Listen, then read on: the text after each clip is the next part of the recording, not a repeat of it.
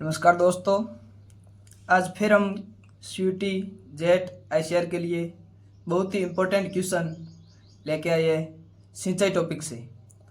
चलते हैं पहले क्वेश्चन की ओर।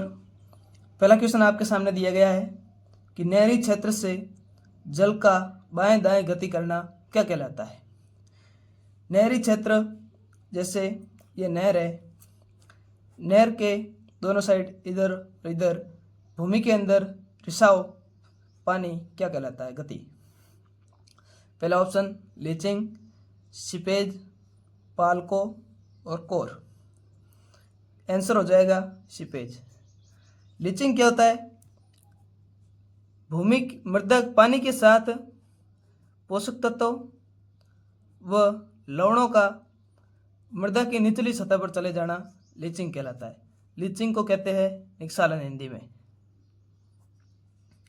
पाल्को क्या होता है?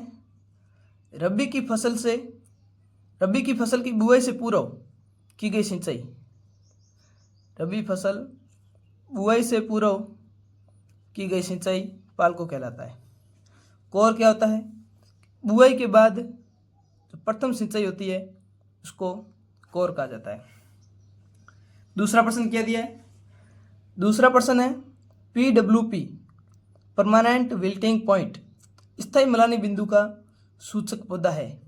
गन्ना, सरसों, सूरजमुखी, चावल। क्या है स्थायी मलानी बिंदु का सूचक पौधा? सूरजमुखी। तीसरा प्रश्न है गेहूं की फसल के लिए उपयुक्त विधि है।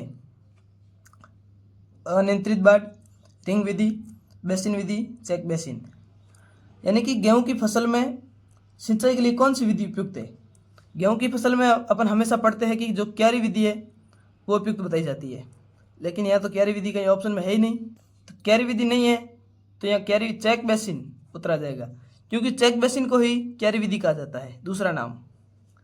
चौथा प्रश्न दिया गया है कि अधिक पानी बचाने के लिए सबसे उपयुक्त सिंचाई विधि। कुंड विधि, चेक बेसिन, सीमा विधि, छिड़काव विधि। तो यहाँ अपना उत्तर चला जाएगा छिड़काव विधि, क्योंकि छिड़काव विधि को फुहारा विधि भी कहते हैं।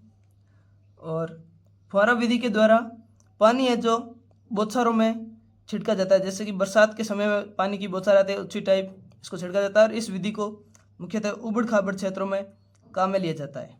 ठीक है। पांचवा प्रश्न, चलते पांचवें प्रश्न की ओर। पांचवा प्रश्न क्या दिया है कि सिंचाई के साथ उर्वरकों के प्रयोग की विधि कहलाती है। सिंचाई के साथ उर्वरक देना इनफिल्ट्रेशन, फर्टिगेशन, हर्बिगेशन या सिंचाई के साथ उर्वरक देने का उत्तर क्या हो जाएगा? फर्टिगेशन हो जाएगा। इनफिल्ट्रेशन क्या होता है? असंतृप्त मृदा में पानी का निचली सतह पर जाना इनफिल्ट्रेशन कहलाता है। और सिंचाई के साथ शाकनाशियों का उपयोग किया जाता है तो उसको हर्बिगेशन कहा जाता है। चलते हैं छठे प्रश्न की ओर।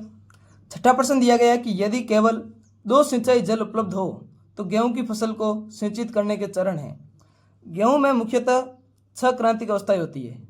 सिंचाई के लिए 6 क्रांतिक अवस्थाओं का उपयोग किया जाता है, जिसमें से सबसे मुख्य है CRI। अगर अपने पास 3 सिंचाई उपलब्ध हो तो 1, 3 और 5 इनका उपयोग किया जाता है। अगर अपने पास 2 सिंचाई उपलब्ध हो तो 1 और 4 का उपयोग किया जाता है।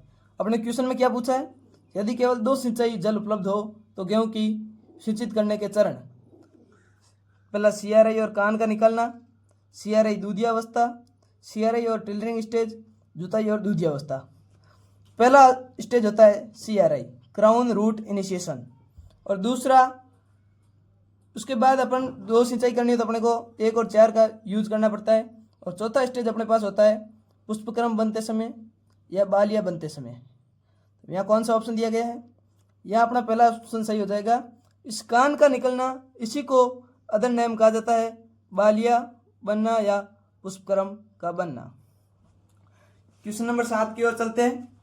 क्वेश्चन नंबर 7 दिया गया है कि पार्सल फ्लूएम का प्रयोग मापने में किया जाता है। पार्सल फ्लूएम के द्वारा किसको मापा जाता है?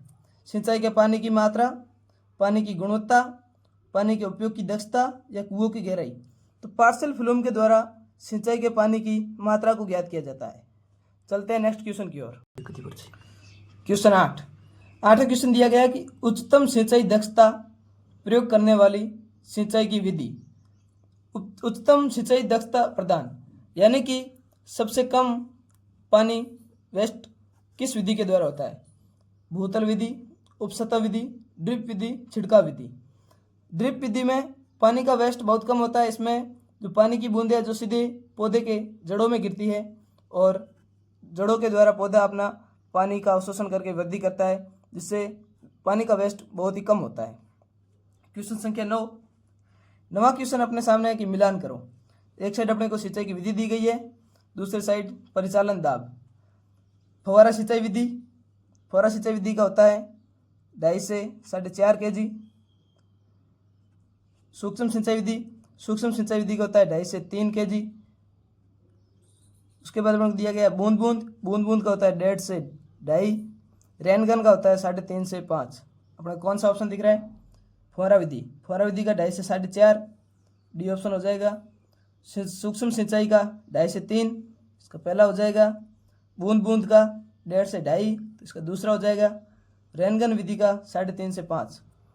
पहले का डी इसमें पहले का सी है, ये सीधा ऑप्शन कट जा रहा है। इसमें पहले का ए है, ये भी कट रहा है, पहला और तीसरा। दूसरे का ए, इसमें दूसरे का बी है, ये भी कट रहा है। अपना तीसरा ऑप्शन सही हो जाएगा इसका। चलते हैं नेक्स्ट क्वेश्चन की ओर।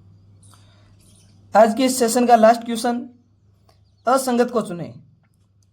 एक साइड फसल दी हुई है और एक साइड अपने को IWCP रेशियो दिया गया है, अनुपात। सबसे पहले चावल और आलू। चावल और आलू का 1.2, कपास का 0.7, कुसुम का 1.0, मक्का और गेहूं का 0.9।